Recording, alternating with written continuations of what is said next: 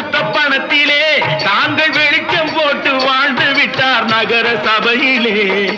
ஏழைக்கெல்லாம் வீடு என்று திட்டம் தீட்டினார். தாங்கள் வாழ்வதற்கு ஊர் பணத்தில் வீடு கட்டினார்.